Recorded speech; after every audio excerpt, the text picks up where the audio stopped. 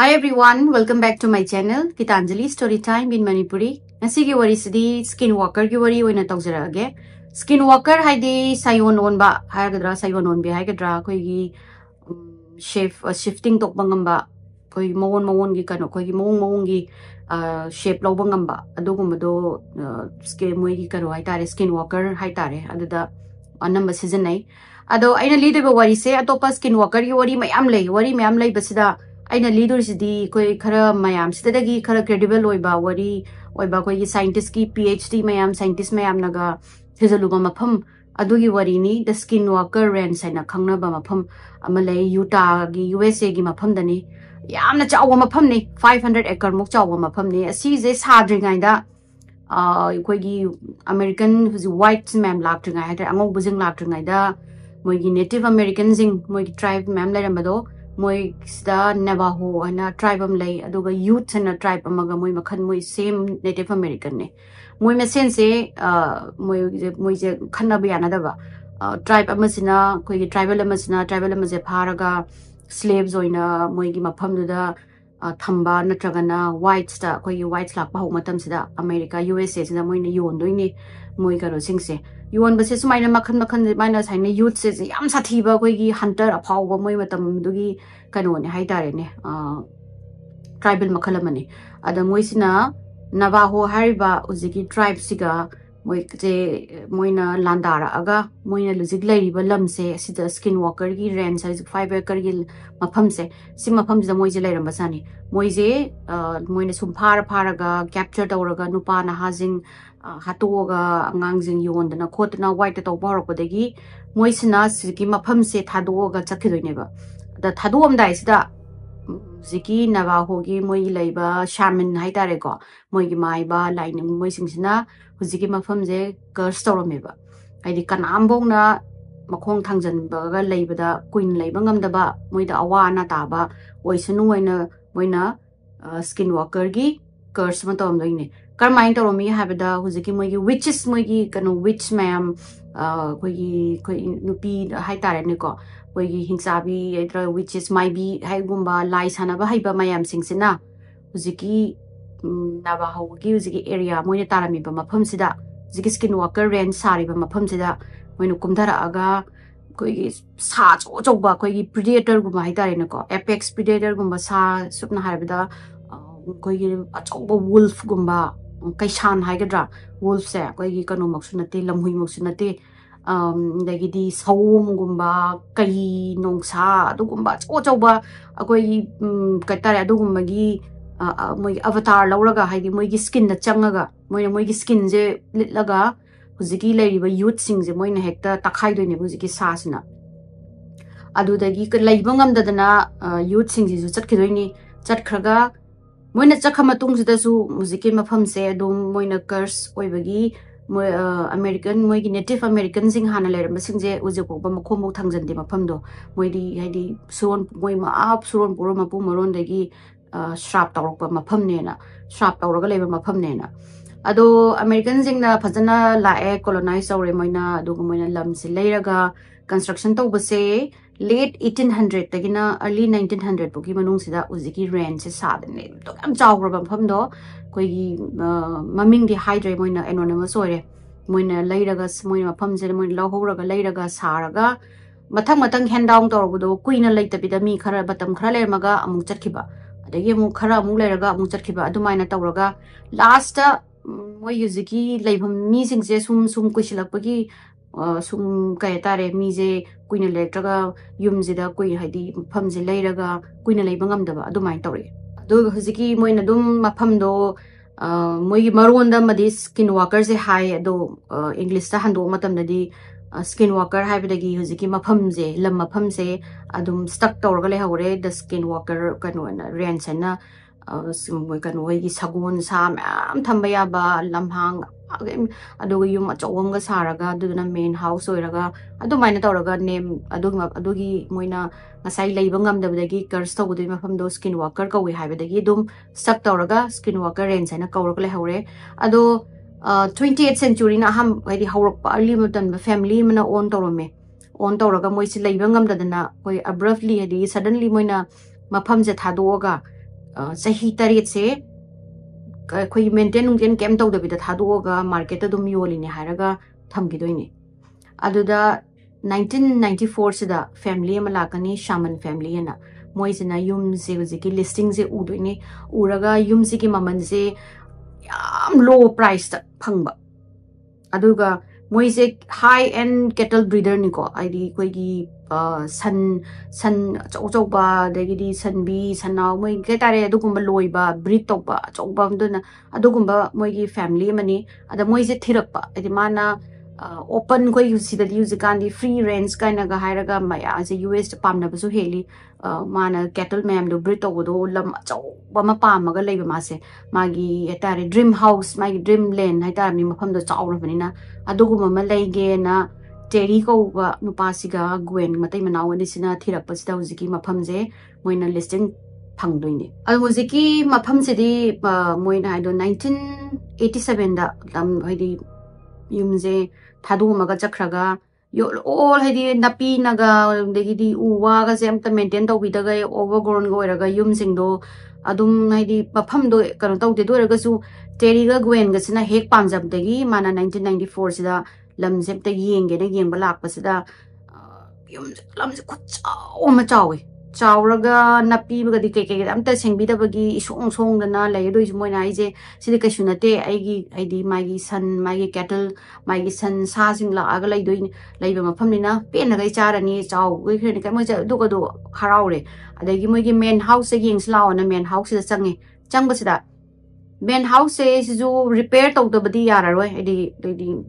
adi moi mafam jing do sahi tare ka mu yeng san bidramina jaga jaga ma'am repair to do when dum lay na tap na dum repair to rasu yare ko le moi masen nu khanaraga adu du overlook tore adu yam strange oba pot am moi theng nei yum sigi every yum je moi gi main house ai tare ko state house ai asi je yam chaw mention gi type ta chawraga thongnau khudingi punat oi paleba thong ai je koi gi mamang thong maning thong na ta ka ma chang bagi thong ju bok puna palami ka degi chakhum degi na haibida se nangi laundry room da changone adu gi bok da puna loina ma palaga lay aduga maning da ju khoi gi kai tare spikes ma'am haidai ten guma mayam lengaga leiba yuma mang da su leiraga chen na chaw ba ga ma'am leida moi wakhanda hana leiramba couple do ahan ne na jutai aduna moi do ahan panina safety gi tawre orangani adugo ji gi chen chaw ba ga sina koi gi guard dog moi se dog koi hui je guard oina ba ma'am chaw ba jaman shepherd te gi ni khangde anei chaw ba ma'am bulldog kai ga ma'am leidina adugo ma ma'am thambagi orangani na moi jo overlook tawre aduga yam kan ju thijandre adum ma'am na ju hongaga aduga mafam je chawraga hek moi ne pamjaba dream house oi bidagi moi ne yum se moi adum leirani na moi ne leiraga hoi je yum je hongjan doini ko hongjan basida Terry gi macha ani lei aduga moi family moi mari se lei doini uziki cattle ranch da uziki uziki kano se Skinwalker Ranch da ada moi ne Skinwalker ko ido kai no kholi no to torino habdo kuiraba khara mana hawks ne hai khara mana moi tribal masen khana bagi da toromani haibani na ma moi su yam kan thijaludre haidi karino du doina aduduna dum yum do leiraga moina hongjalani moisna hongjan ba numitsida moi gi family atopa jeng moi mapa moi machimanau jeng kauraga moi di moi mating tobibo kholona adumaina tobudagi moi singjila moi truck ta moi gi pochai mayam haptana stuff toraga mafam da hongjalaga moi singje pochai je sum hongjalinga sida lapna fence moi gi fencing sauna fencing tor thamini ko jeng mafam je moi gi lamje ada fencing ji lapna u sida kaino ma ui moi na adi kaino ma leng mo yam chaw pot ma leng bo ui ada moi Terry ga moi to family singjina kaino ne na sum yenga laringa sida huziki lengi pochi sum changsala kan naksala kan da di kayura me ha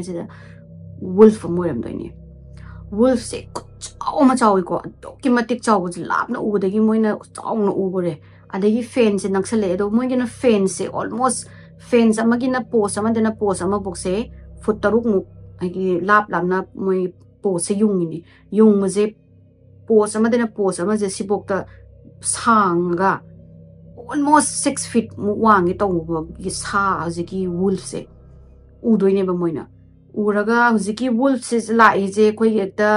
attack तौरगेना लापा नतबा याम तपना मानैदि तपना गेजिंग तौरगा याम नॉन साइलेंटली दि मवा कैम लौदबदा अदो मी मा लेरे का हाइबगी तपना लापसिदा मोइ सिंगजिसु लोइनमक गियेंग लेरेनि थबक अमता तौदगै हाइदि पोचै हुंजमदो मोइ बोक्ता ngabadi sokam sawba wolf sidi ang pu udrina aduga moina habadu wolf to ubada kiba adagi chin ge kaina ga zo mata phawdi masa jingdo haidi moidi ta transfix oira yeng leraba aduga hujiki wolf tam cham sange moi manak sumoi manak ta sum kan tawre naksala bokta hujiki wolf sina ngangdana adagi di koi khongdana khotana koi mi chik tawgi tawgo kem tawdabi yam tapna koi gi atiba moina habadu khoi gi yumda hui loibagi hui atibai type ta tiraga mamai ga je hairaga huina haibadong ga hairaga sum sangaga Terry gi mapa se moi truck gi pot lawdha gi lepaga pot to pair leibase mai manak ta changa pajani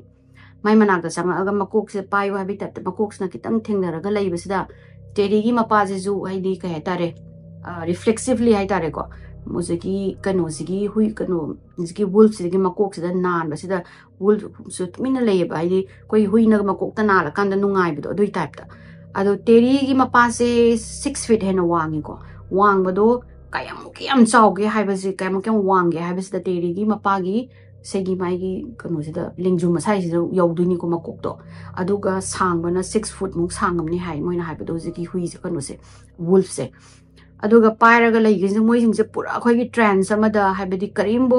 wolf to lai kaina ga chen gi du to ge da to ge kem khanda bi moi family sing do pulap khoi gi trans amada haibadi mitrong mondrang amada yenga leiraga adagi makok to papetang makut da ha kan torome mana thengamaga jigi wolf se maning halaga thokare maning an thokhaga moina hujik lakpada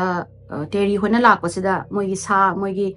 san mem cattle mem sanau sanbi adagi koi san lava kai ge chau chau moigi breed to mem do porapa do moina pen na lai moigi koi gi sangkai gi sangon hai tare ko sangon ama sida thambasida sanau macha ma aina lithoga yenga lei bijani hujiki kaino sida wolf sida atopa sanau macha sing di ki dana moigi maning lom da loina hanjalaga lei haiba da sanau macha ama lithoga yeng lei basida mana sanau se ubasida khangau da nek ta mana hujiki wolf na chungaga jigi sanau jigi makhari sida mana ta lak bajani makano sina mai machin jina lak pasida masai moi sing do transfix or maga train sam da le ma dei moi si loi ma trains do le ma kai re nga de na moi na yu sai gi mi gi sai gi sanau do paisa mi price oi ra ba sanau ni da na hing chaw ra paisa mem yon do ni ado sai gi wolf to yam chaw ra ba wolf to na chi aga lai ba do de gi di ta Terry hoi moi ma pa hoi moi sing jina koi gi chai ga pai da na de gi nongdang ga pai da na de gi di koi gi singjang gi makhok na ga phura ga thoma ga ding sai mana kano do sanau do kan dau na bai na thadokhi da bai na phura na thom da na tau ba je kari ba wa law da ba ji kano sina wolves na adagi di Terry sina sidi ya roi na mana nongmai ma mai na kan da le mai gi nongmai hoi gi hunting gi nongmai do pai ra ga nongmai sina aham ba ka pa jana ka pa sida kari bo man mai gi skin da bo hek chang da ba kano sigi wolf sigi aduga wolf sina thawas em sa da bi da mi suna kan phuri ba jai ba nongmai ka pi da thawas sa da ga sum chik aga ma di kan sai ye chanau do sai abo bu dei ching thok na ba kan ho na ra ga le adagi mung Terry na mung second time ka pa sida mana sai mana makhyat na chi ama do thador aga le ha kitang han tor aga le pa ga sanau se mon yeng le do sum na kan da Terry hoin to di mana ga mawa lo bi da sai wolf sina sanau se da aim to ga le ba di mung changsan ye na adagi Terry sina ahum lak suba kapa jani kapa sida maning kitang hando ga lepaga mug yeng laraba adagi mana siri yaroi na macha nupa adagi mana khara powerful oiba nongmai ama puthoro magi manung le hawo poro na mana lawdi macha nupa sina nongmai puthore ya khara powerful oiba nongmai na mari suba mana kapa sida magi mari suba kapi jadi sa any atopa normal sa oiram janu aduki matik chawba akoi gi kanu sawong moi janu kai oi janu sira neba maon di mai gi ngasai gi wolf to gi skin machet ang khak ta hawraga hantak ti kapitang moi da yengamaga mai gi skin machet am ta hawre ko sidi dare sidauba sani asem bagi kanu normal sa oiram di sidare du doga jungle lom da changthan gare adagi moina hek wolf na sakhibaga koigi manam napti ba koigi chemical the rotten chemical apumba chemical manam namthiba manam ene nam aga moisina je chenjalaga hojiki sa da kanu magi matung flesh am ta hobdo pari yeng basida hojiki ta koi chemical manam ma hojiki mam kanu de matung de tholok toini duga pura matung je pummaga lairaba koi matung oi ko flesh adi sa hingbagi kapase do bo fresh oiba koi magi flesh ta hobdoine adu ta da bida apumba do nungsa da koina yairubagi khuibagi type tauba flesh oi thegnare de moi je kari nu si poi moi je makka hak to mako ngaure boina adu raga ju moi di sa breed to sa ni koi di san sa breed to bani na su yamna chawba wolf ama lai bai je safe oi de do na jungle changa tanaraga ma adu hat ta ya roi na moi teri ne mai macha du ne de moi mapa moi machibana ula pajing do nongoi mam pairaga hujiki chamana changi ba jungle manung forest manung changi do ne ba thi ba chang doi ni dei moi sina tanare ma kanu jungle manung sida ngasai gi saum kanu se kan wolf tanare adu wolf tu na chen ba do moi mami ta urni ko u amada do hujiki moi u sida olive ki pambi som am lai adu marak da chen ba je moi uri ni do moi tanaraga hujiki moina jang u mayam leibase sise eklan thoga kitang clearing macham lei ko ai ahang machama ada creek kaina koi ising kangi bagi kare tare turian apikpa koi lekhom lenang mayam toba turian macha ma chen leram doine ada moi je hujik tanaraga wolf se hujiki turian hujiki manak se chen ni ko moi je tanaraga hujiki u mayam hori ba kano je olive ki tree mayam anegi u atopa napi koi mungsong mayam karik mayam se lan tho kan da di hujiki moi je creek to yore hujiki yoraga ising di chen da bida koi ki lekhom lai nang oina ma moina tawraga leirame duga hujiki moina chen ba sida yengi ni ko wolf sigi footprint se ta urini uraga hujiki kano sida creek se yobaga lai abruptly mangreba abidi moi karai chakhab no hujiki creek to the chuongrab jala chuongaga di mai gi khungun tarne ju khungun nu kem ta de duga hujiki wolf ju udre mate haina swilo mangre hujiki mafam bank ba koina moina hujiki river bank hujiki creek sing mafam ji yobusida adi moi jing jing nga emo kari no karamaina to yamna chawraba saduna chen ba je khoi ubam thoini karamaina sidagi mangre no aduga mana kari gumba sigi turen macha sida kungreng khalagadi mai lekhom gi ba khungun ta gani khot gani atopa mafam da chatpagi ju ta gani adu ju nakan nakan da mata layamdre aduga opposite ta ju moina jangalam lai du ju moi mai gi khungun chong bagi ta bi khungun am da lai dabdagi moi je moi ju ma hedi gyan ta dre ne kari no khang dabdagi no mamuk la si khotla jen haraga moi sing je hala aga du gi bul ki matung dagi di incident hoi hapta kaya di moi mapan bamda incident ke thok ta bida mai gi nupi jiki teri gi nupi gwen sida strange koi ba occurrence khara thokani ko mana grocery dagi thab injang na pile raga hala aga laktho kholaga mana fridge nong da hapsalaga mafam thamamaga rumama da changuraga rumama dei tholakpada hujiki mana hapsalamba injang na pi pochai mayam do mu pulak khaw nong da yaw leramba adagi mu kano sisu gwen jisu mako ngawri na di ai bu jekta hapam dai ne sibu kara ai bu hapam da brani ai bu hapam dai ne ma sa dai sum ai bu hapam mani da bu haptra brani na dai sum moi je dai ne to leire adagi mana iruza bachang bagi koi ge towel pusala changaga mana towel je mana mai barum je lok tawrani towel je na yala ga thamaga iruza loire tholak pus towel je lairam draga mana kumdharaga thira kanda na towel je moi upu manung da lairam bagumba anadraga atopa koi moi gi makha gi dining chair da yala ga lairam bagumba adu gumba se sum mangon da tawba hawra jani ada gwen jina khali je ma je koi kau bai laina na ba horabra mai makok mai mental problem lai ra abzala kaino ma se pakhalaga mai nu pa da di hai de ko aina sigi bai di mangon na su ma su hai petang chingnarap tawraga dum lai bani na aduga nongma teri sina kano tawdoine magi koi gi fencing gi pole hayung na ba tawge na ma se chatlaga hojiki fencing gi tawna ba pole se yam lomi ko doki matik 70 pounds hai kg kunthra muk lumba kano ne khulai ni adu do mana pole je hojiki ma kano tawraga tawra ma mathang tawga podi machine tawraga tawdoi ni ko hojiki pole digger je sina tawraga ngatang on thoga mana khulai em pai ge na on thoga onjala pasi aina on thora pasi da hai on thoraga on thora mana onjala pasi da hojiki pole je leiram dre ni मोगी उजिकी कनो पोल digger की अचौब खुलाई KG 30 मु लुम्बा पोचे लेरमदरी अदे माजे आई बु sit sit ममने कनाना पुग्रजानो न माजे मयुमदा पप चंगे युम चंगा माइ नुपीसे कौरे माना कौरा माइ नुपीसिदा आई कनाना कनो तौगी पोल डिगर पुसनबा यावब्रो खोटब्रा आई पोल तौगुने आइना ओंथोरकबदा लेरमदरे खोत्रेना तौबसिदा गवेना आईगा अंगांग आई ngasai इमु मनुंगदा लेना खोटपरिना कनामु मपान थोलक्ति सिने अदगी कनो से टेरी से एदी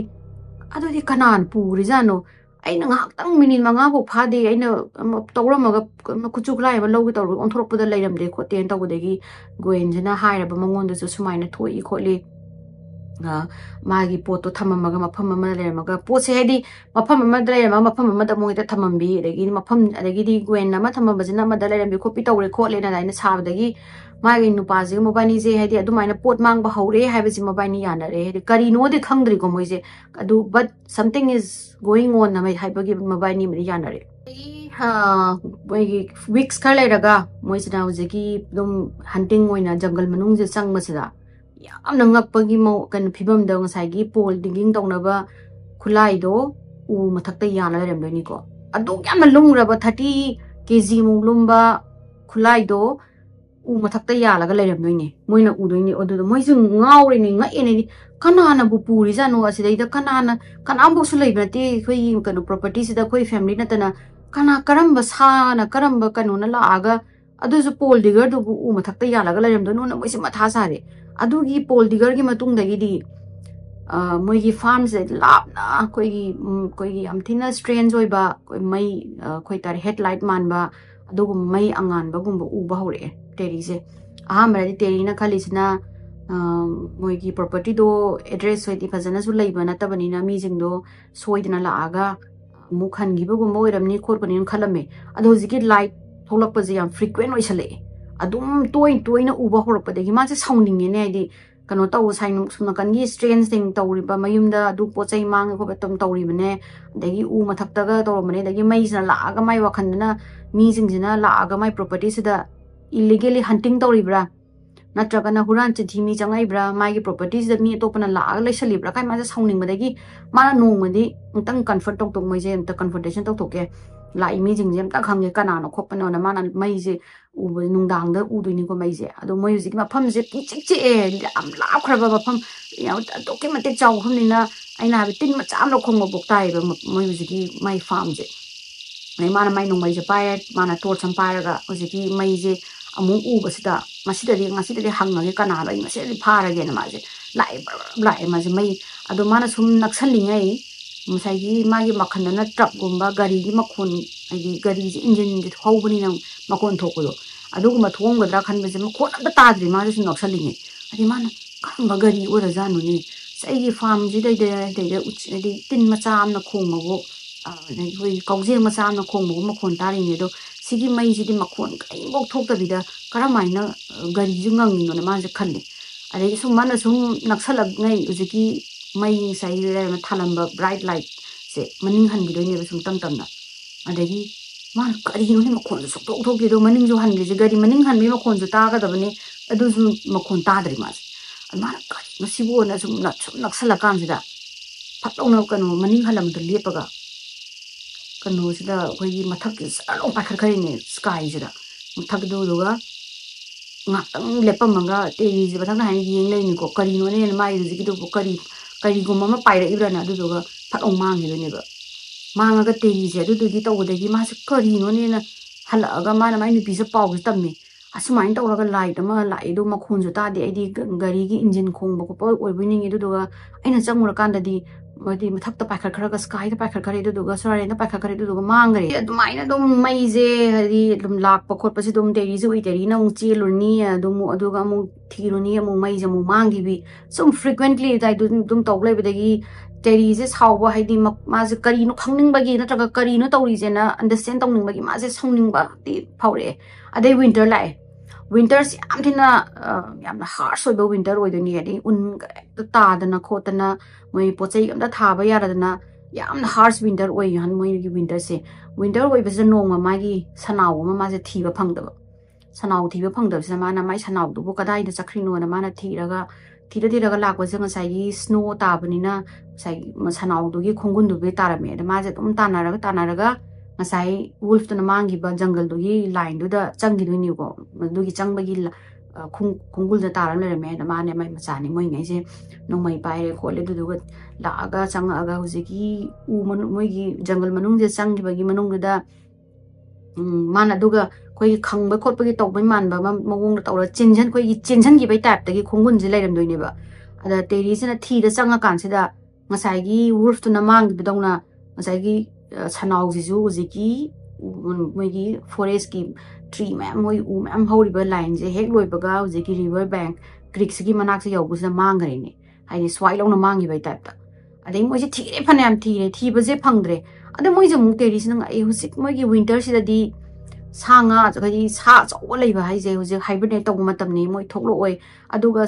hibernate tong da ba to pa oi na maga su snow ma'am ta bani na moi na aduk nak na di kanu da changoi farm du gi manak da changu e na ma je khan na sanau mari mu mangi du ni ko ma phamarang khang da same situation da ma gi usiki sanau je adagi winter jina end oi rak pa matam sida da ma gi sanau ga san ga je mang ba haure hau ba je ma phamarang khang da ne ta leiram ba akoi sanau ge san je mang raga hours matung na traga na weeks matung da mafam random jaga da ta leiram ga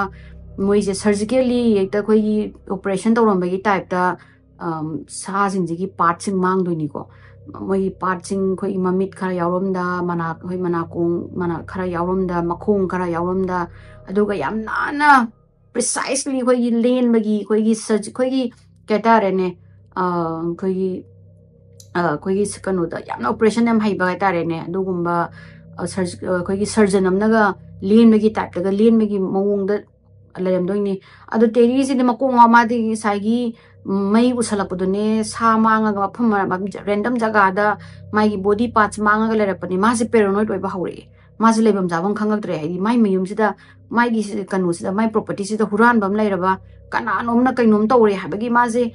paranoid oi dana mayum si da ma ba than da kanu to hau tu ni ko nung dang si da body ga ta ba hau tu ni nong mai pai raga lummaga mana mayum si ma surrounding si ma dum sa toi ni adi kana no ma je phara ge si ne ba kari no tawri je huran ba ama lei je ai gi sa se da asuk apan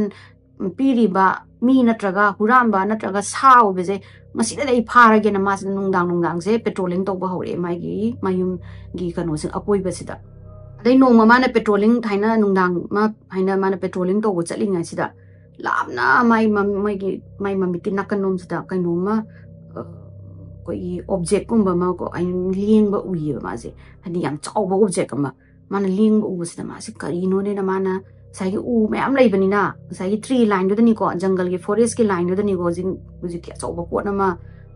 pai ra lai ba dong to bu si da ada mana kari no ne na mana u mana sai na pak thar gi mu si da koi gi fighter gi jet ki type da ama matum ta ba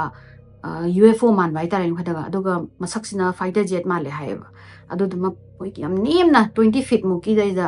haina pai raga jiki line do the tree line do chat le raga koi gi mai ga je fighter jet abu hen chaw ni hai aduga kitang degi fighter jet degi kitang pitharaga moi jiki kanu je pai ri ba pot hai tare ne kai jet aircraft ki type ta aduga mama pai ba se mana mai ga mai light ka thadar aga scanning to ro ma pam je lei ba jani ada kanu sina teri sina kai de gi sibu aircraft no khop no na mana mu hen kitang khak le mai di ma pham jam jo go cha da bai tare mana kanu to pakthari do de mana ma pham cha na ba ne khak le mu se da kitang lau ba jani lau ba se da sai gi scanning to ro ma mai se phalok no mut khaga ji ki lei ba object sina teri rom se sangsala ba phalok na teri se da onsala yeng lei ba de gi teri si de tamari sok sakraba mana masigi poche oira jala ai sans ai kettle mayam mangal li ba hai di mang ri ba pu ri ba ai ju mana pha dro bra ma se pakhat laga lei ngai si da mana yeng ga ma su no mai ni em taw lei ni ko yeng ngai si da ngasagi kusigi aircraft man ba poche phatok na mang gi do ni mathak ta pakhat khra ga mang gi do ni adegi ma je kari no khang dre mai wa khanda atopa side dai the military base ki laga moinaga dai moi mai gi da kanu tori bra kholi bra ma je kari no explain to ngamdraga ma je ti ma je patrolling to ba hore de ma je adu ga hojiki aircraft ki laam jiki aircraft laam ba jiki UFO man ba craft ama laam ba sigi matung numit mari ni mangani lera kan sida moi gi mayum gi akoi ba sida koi gi amu ba dark entity ha tare entity hai ra humanoid man ba expression ga dim yaw da ba mamai mamit ka dim te pan da ba machin gum ba khara palaga figure ga humanoid koi gi mi oi ba di malaga mi oi ba na ta ba moi jing jina koi cha chalaga akoi gi maron ga je koi teri na ga khang da ba gwen teri na khang da ba maron je lolaga nungdang se ma to moi gi mayum koi ba se chat pa se ta ba horok to ni ko adagi amu moi gi makhut na ga smaina thongnau da ga mamai na haina namjal la ga yeng ba kari do no kai na ga adagi amu tok tok tok kai thil la ga thongnau da haibdi mi lei ka khoi lei ka haibagi ta han bagi tap da tok tok ka thin bi adagi thong ga je ta nop ka je moina thong do hang do gi to bi khot bi adum haura ba jani tam tam na haurak pa dagi teri ki family si tam na tum dare moi de moi nongan ba ga moi da ton tok de se hek nung dang wai muslak ba ga thong thong nau loi na mak moi ga sai pa le ba thong thong nau mayam sa loi na lon do ni dagi moi gi guard dog ka je mana kan tok tham ba haure haura ba moi na lang matam si da guard dog sing ga de khoi ki bai type da khong ga hi ga moi gi khoi yam khoi da na ki rak pa gi khoi gi whimper to le bi do adum mai na to ura ga dum lei bi ma khon ta do ni ko moi su dum adai moi su nong dang tumak ta ba dagi teri gi macha ni du school da poorly perform to ba hore dagi di gwen du ju moi dagi town macha ma dagi chatla ga lei da bank da thabak to ram do thabak to bangam da ma thabak ga loi na tok to ni ba sai nung dang se moi tumhan dra ba tumhan da dagi kano se di teri se di paranoid oi ba se sum henjala ga mana nung dang ga se hing tum da ga ma se tum patrolling chatla ga hauji ki mi man ba black entity je ur ga na ta moi thong thong ngon chala ga manung da khang ga lei ba kari nu khang da ba do ai maron ma ju moi na khang da maron ole daga yamna so wang ba amu ba aduga mame expression ga amta khoi gi reaction ga amta yaw da bi expression ga yaw da bi mama yam pa laga adum thong thong naw hang dui khot gi yam toina torok pa dagi teri sina no madi hui acho ba ahum mai ga to ahum jaga tawra ma jano ngasi di ngasi si nang si ai si na ma se khallaga lei ngai si da lap da koi hojiki orange ki kano se urap to ne mu koi aircraft man ba je hover to ba urap pa sida ngasai gi kano sina magi nong mai sida koi gi high scope kano yaw male koi gi binocular gi type da aim tong na ba yaw ba sida teri sina ngasai gi kano sida nong mai sida naksal la ga yeng ba jan he ji kano sida kari no na yeng ba sida mana yeng ba se orange gi orb ni ko ani matum ta ba orange gi manung sida amu ba ama opening ama lei hai koi portal ri type da koi na mana aduga mana yeng sida hujiki kano sida mana binocular magi nong mai sigi sai high velocity scope za ri yeng ba sida mana hai ba do hujiki orange gi dai da opening ama portal am le raga portal sina atop dimension ama hai da atop world am da yeng bai type da ama du na sky oiraga nungdin oi mai ra nungdang ni ko nungdin oi ba je u doi ne ba uraga hujiki mana kainu ni sibo ai buni gi aina uri sibo atopa dimension gi atopa oira ba khola bra na khalaga lai ngai sida ngai gi humanoid mind ba amu ba jing do koi ni ring cinema ying na ring cinema da ama na kanu na nupi du na tv de gi tholak ko do kaina kol tholak ko do mai na amu ba mayam je tholok to ni ba amu mayam je koi crawl to ra tholak pa je u de ma je ma thok u de gi ta ma di masam mana ga cha yung ga ngai gi yung ga hujiki amu ba jing je loin thokraga magi properties je changak to ni ko changa aga aduga sai aircraft ama hama lakpa aircraft mana manba UFO mu manba fighter jet su manba mana haiba aircraft adu ju pai thorok to ni adu ju pai thorak pa da ma je adu u ba dagi ma je pakhatna ekta thong naw lon sala mana hoi ga jano pusala ga khang ga lege ma je kari no hujiki du bo magi sai gi amu ba jing chatli jing du di mana khang da ba portal ama dagi thokla ibene na ma di pakhatna dum lai gare dagi da adagi teri ga gwen ga jina khanare adi something is very wrong ai sigi property sida something is very wrong ai akoi je masi je phajana ju thigal outdore kari no tawri je akoi yung goi property se tawri je na moina khanaraga nungdang ama mana gi teri jina magi port sida phamaga mai guard dog ahum jiga lairaga saigi mana nongmai do pairaga mu yengidi jiki poto same poto tholok pro proper na ngai ra yengi ngai sida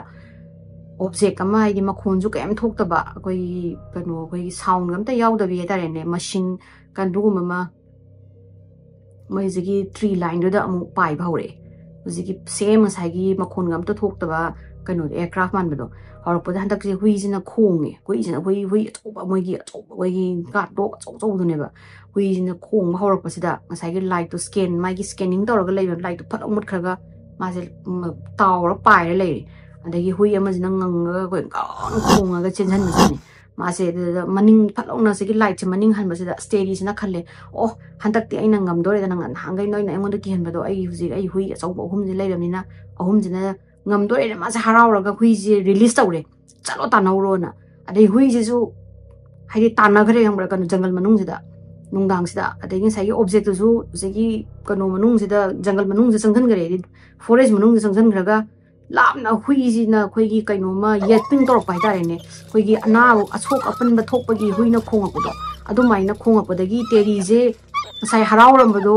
oh hui ji kanom to gare na khangaga mana sai amu ba mem tholok ba gi ki raga leibane ma se thok dre nonga laga check tawre ma je imung chen jala ga thong thong roi thingjala ga mai je ma je khangin nungdang do ma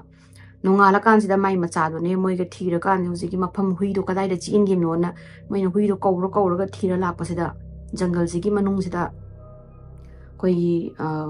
ut hai ta ne ut ahum swaina ahum lenga leram me moi na dum u da khange hui do gi mai gi dog collar sing do du sina du huji ut mark to yaw leram me hai ding kai no mana adi high beam kanu na kapaga musiki hui ahum je vaporize tok thokare ba adudna mai saru kai bok phangde bi just put ahum matung moin ahum leirame adagi aduga ahum do ubadagi teri ga gwen jina khange moi gi sidi they are dealing with something paranormal hai kaino ma out of this world about potni ko paranormal hai je moi explain do ngam da ba sidi kaino ma khoina paranormal gum ma kaino ma leire duna leire sida moi leire roi si leibe je safe oi roi moi gi sumda sanau me amang jalak pane aduduna yola se na mana decide tawre teri ga gwen jina decide tawraga moina uziki moi property je hape listing da hapaga mana mai gi local newspaper amada loina ire mana thengna ba mayam do iraga mathang newspaper sina sum copy tawra sum print tawda mai luck koi kra hai ma luckily nupa billionaire nupa amako Robert Bigelow ko nupa amana na thengna doine aduga Robert Bigelow je adugumba magi scientific research gumba tawba adu so high strangeness paranormal supernatural gumba adugumba research tawba gi magi team gumba magi team ma lei ko adu du gi team jida gi headquarter oining e ma jo gi paranormal me mano thengnai khole kai tabasida adu gi kano gi Robert gi team je yaw je khoi gi the smartest people go khoi kano se PhD sta khoi toppers in adagi paranormal lai kai je thajadaba lai thajadaba atheist sai tare ne dugumba mi mayam adugumba je khongala ga mai gi team je cham chawna high strangeness ma adugumba da obsess over nu pa hai tare haidi paranormal gumba high strange gumba adugumba UFO kai kra kai lightning kai do mangon na mana adugi proof pamba gi amna obsess over nu pa ma thengna badagi mana offer tawre Terry sida offer tawraga mana ma leirage na nu pa sina leiraga Terry's na je I don't want to do anything with this farm I chatlage na hai basida mana Terry the request tawre hai nang range manager oina leiraga matam kha leibiyo khoina area se khangbanate aduduga huziki mana cattle nungdal kai da tawbani na nang sida sum leiraga nang ge cattle de sena boina nang range manager oina leibiyo aduduga khoisu area je phajana khangbana tamni na it will be of great help na habidagi Terry zu yare hoi phare mazu karino no khangning magi ngasai moi scientist me am la abni na kuchukulai putna khotna me am la abni na mai kainu karino hai do khangbang amane duna mazu adugi karino do khangning bagi masina hoi ai lairage na macha jingari loin mak thado khare di school ka ba yadrabani na aduga masina range manager oina leiraga marak ta mai nupina laaga aduguma moi gi cattle gi moi tagging tawba khotpa aduguma help tawba khopa tawba oina natana moi family loina move off tawraga Terry khakle haure hujiki scientist gi moi team jiga adagi Terry na so kano da haire Robert da haire moi je 1995 ki matam sida yamna haidi kano do kai gi kano je moi strangeness handle ena adagi mon decide tawine moina yumje yon moina leida ngari chahi phadana yon thoise sum Robert na hangmajani kai to patawena mana khoi gi end of 1995 sida paidi rochila pasai sida di hekta aroi bi the strange na je thob jani moina hado orange light or light ubdo adugum adudagi hena sathiba light ama mung la isini blue light color gum orb am la e ajisina he yum am nak sin naksulak ka moi ekta anxiety he anxious ki ba dagi masas lebam jabam khangda ba dagi moi ki lai ba sa moi gi mai gi kettle mai am was ekta koi ki magi kauna bi khotna bi khong bi to ba khot ya to wena aduga hojiki blue light na hek sakhibaga adu mem do loin phaba mo haidi moi mi da na tana sa moi de lai ba hui dagi san lai ba mayam sing du zo ki light la ga adagi humanoid oi ba pot sing jina hana di tapna haidi hana di la amaga yam kana torom de so jing ekta khoi gi thong thong naw ga thin bi khot bi to ba hinjil pa dagi ni aina yum je dagi lai ba yadri isa je ju school da perform to dre ainu pi je ju makok ngaw re ma ju masama thanda my mental problem lai rabara ina ma mathanda bo khanjala padagi lai banga maroi na asing medina yon bane khot pane na mana wari je sare jiki robot ki mai gi scientist mayam gi team je kano kawi ko National Institute for Discovery Science or NIDS and NIDS and kawi si moi kano je moi gi team je adu gi headquarter oi do ni ji mafam je da ada hamba la pa da ha moi gi hamba gi chahi du di just moina lapna light gum ubanatana kaimbo disturbance kaim laiti aduga moina first egg lak paka moina check tawrise moi sai teri ki family du na moi hallucination la illusion oi dona na drug machin thiri bra ko libra na tragana environment na moida ai kon to ko plants tagi hallucination agent gum thadora aga moina pang mami ta pangu da uribra daga ising da land da kari environment kari so asulai kholi mem do check tawna bane na chahi majide du moina check tawre adagi gwen teri macha jing dagi moigi psychological assessment tawdana nei moi adugumba process dagi moigi neighboring jing da hangna khotana neighboring jing da jo hai moi teri gi lam mafam da du mai moi lapna mai um ui khole do they never knew that it was like a or moigi dugumba strangeness in the khang de koi di moi di mai topa gari la ai bo khole winning adum lai rame but aduni na daina moi gi neighboring adagi moina plants jing da check tawdana khotana ising adagi la moi gi laibak soil jing kai ke da loina check tawre check tawraga chahi mukti adumaina tawraga karimbo tawdre ko haidi moi ju khangbai ta ta sai polai ba posai sing dana scientist ki team lai kai khangbai type ta koi kaim tawda bida just here and there moi handle lights ubana tana kaimbo udena aduga result se chahi ma moina test tawraba matung moi gi psychological assessment kari kra moina loin testing ke tawraga result se haidi lai habidi moi je machin thi bide nate aduga plant ta su kaimbo hallucinating gi agent nam ta yoram de soil zu lebak tu zu kem taw de ising zu kem taw de adu moina taw ji zu psychological ga no de nate Terry and the family is facing something moina habido something strange adu moina explain taw bangam da ba strangeness amadi moina moi je face tawe moi machin thi banate moi gi assessment lobo kholo chap manana answer khumme kholena adu maina taw bodagi moi je phare adu di huzik lights mayam adagi atopa moina hariba occasion sing do ngairaga akoi tawrasi na moi gi research so hore hujiki NIDS ki team jing pula moi scientist mayam je pawba koi scientist makok lai mayam atani ko mana madi billionaire ni na mana to splurge tawraga sida di mana documentation tawrage na robots na khangrabani adagi nongma gwen ga teri ge sina moi sanau moi sanjing budi moi na dum thammi ko ji mafam du da jal moi do mafam do atopa mafam leidri na mai sanjing do dum thammi ada nongma sanau mam macha pokpagi tagging tawbana mana moi mana kong da koi yellow tag ma hek tawga nappi ko adagi tag tawba lakpa sida moina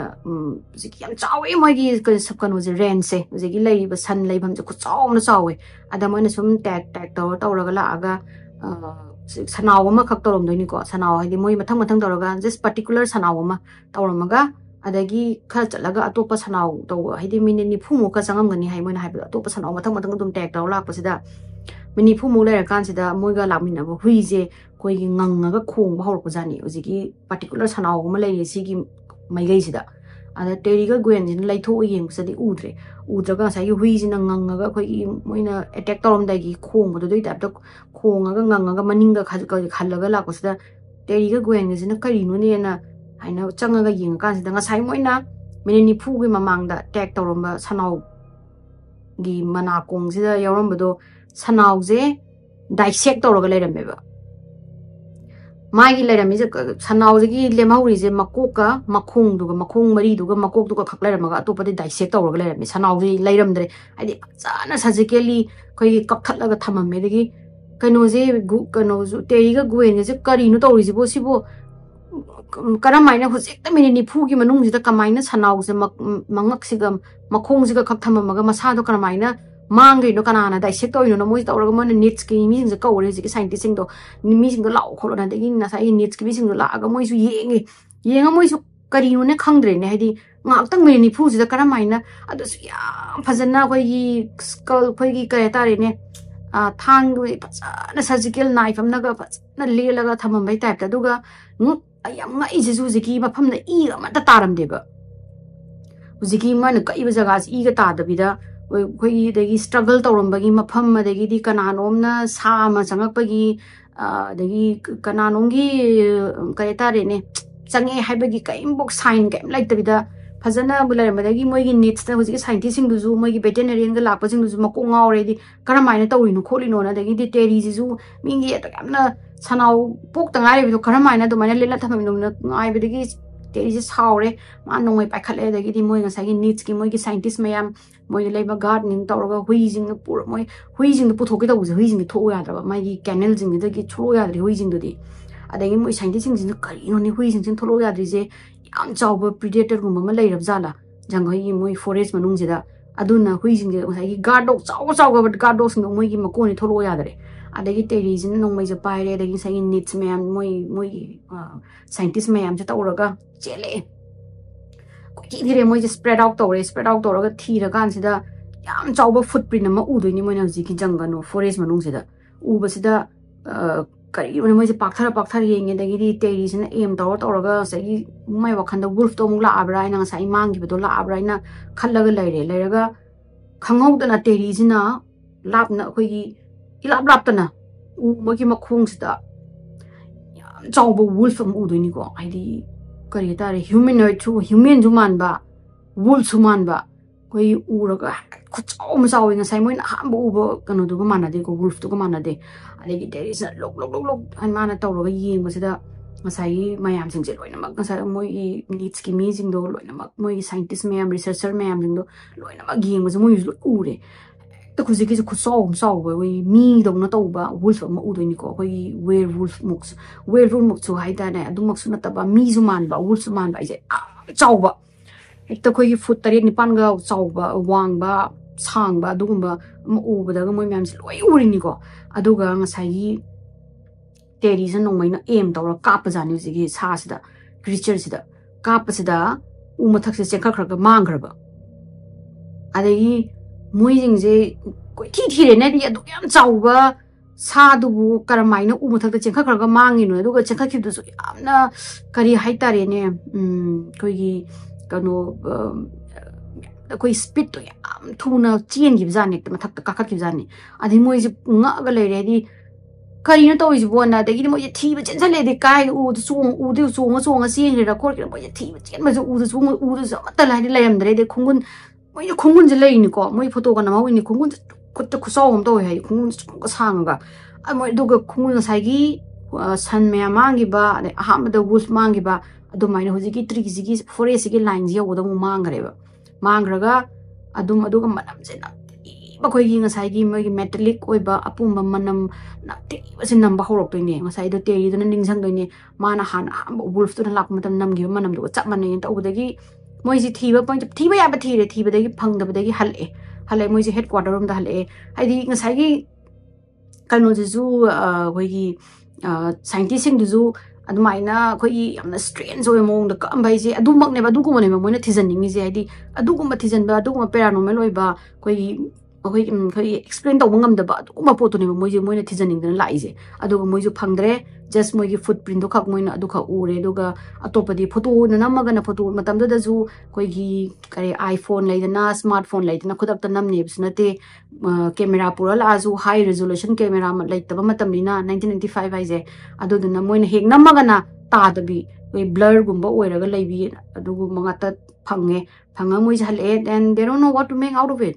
moi ju kai no ju khang dre moi ju explain ta ngam dre terina hang ba da ju ngamdare karimbo kaidi karino haibu moi ju masamaksu khangdre ba scientist sing do ade moi ju ngasai gi net sing gi mi jin ju moi gi tongana extra mi kauraga over the week moi ji thire moi tha mani changna thire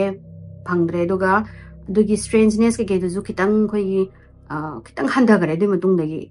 moi gi ngasai gi adu lapna lights gu malak ba khot ba adu gu madi dum uraga adum handa gi doini aduga dugi tum thi ngai gi matam size dai da noma gwen ga kano ka sina teri ga sina moi gi farm sida lakwa jani lakwa sida moina coral ga wi ko moi gi sai gi bulls ma'am thamba wai gi prize bull lai tare ne adu do mi yuon ba da paisa ma'am set ba wai gi kai breeding ni da yam na mina pamna ba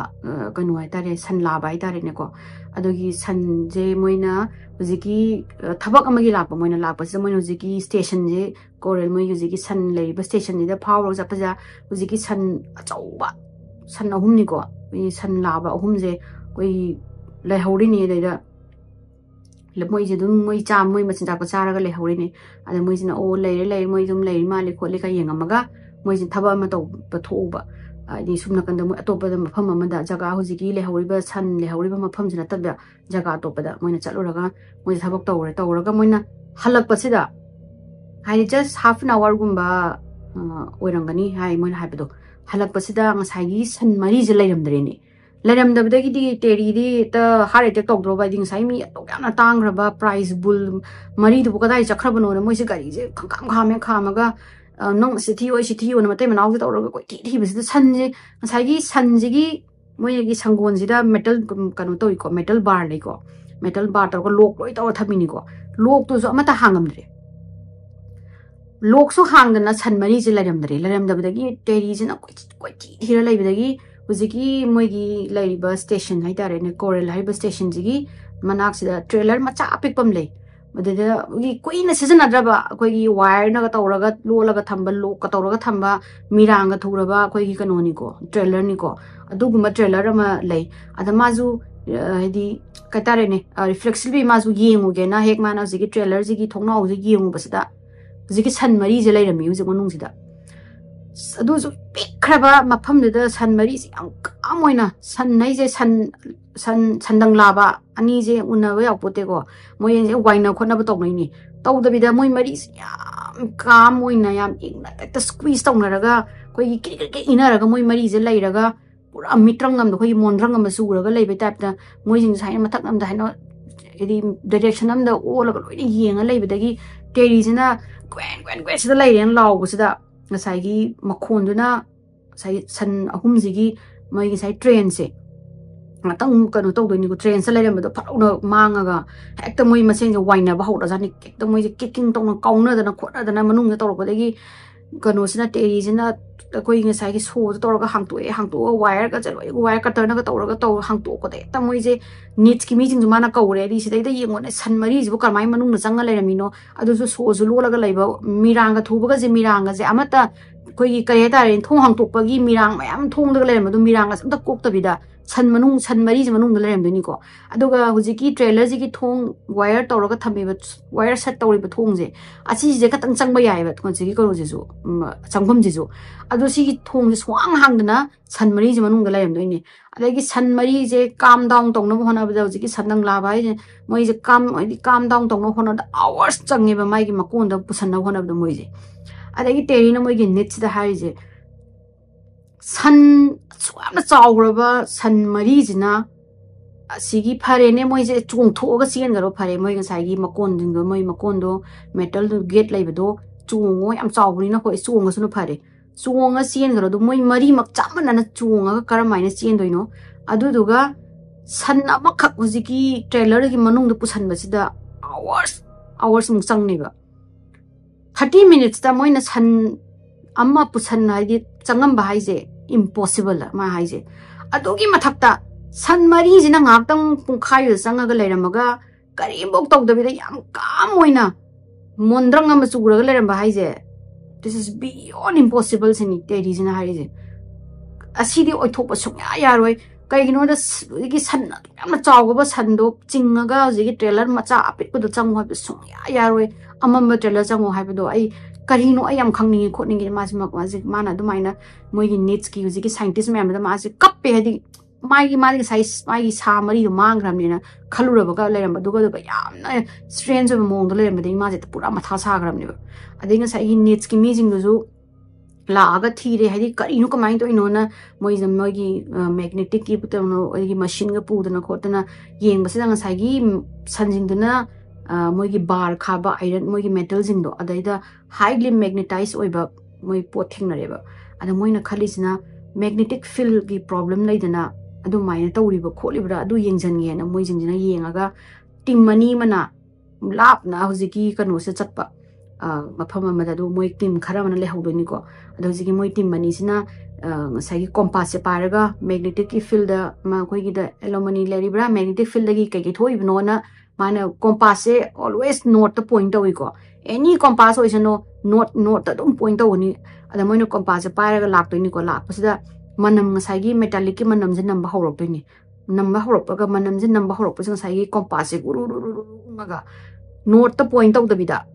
ngasagi moi manam namiba sumda point tau legreni adai moi anis na moi compass bo bera tau rabra kaina nik tana ngak nu yengasu same muziki kanu se north the point tau dabida muziki manam laiba pham je point tau re moi manam pham je lai je point tau re manam je nam henjala aga moi je anxiety phau je henjala to ni ko je scientist ani je de koi gi anxious oi ba de moi anxiety phau ba ki bo khot ba je horok to ni do nga hak lai ra manam je phatong na phagra jani faga manam je ek phagi ba nga sai compass so mai sai gi point to la ga north to point to re ada ye do gi strange lai re ado moi do explanation je lai te kari no ju khang re ai khang dam ni na hal ga moi na wadi smai to we na tamme 1997 yoksala aga 1997 gi lora pasida moi ju taina dum strange ne se dum sa da we cattle jing kanu toroma dissect toroma kholamba adugumba adagidi moi na mai urabani ko adugi photo nungdo namba khotpa adugumba khara natana moi je yam kanna atopadi kanna tawdri ko jigi tawdabadagi 1997 gi lora pasida moi je huji needs ki moi researcher sing moi mi sing se turn lauraga yum je moi ni ye nungdang da dum moi mi tim moi mi ani tawraga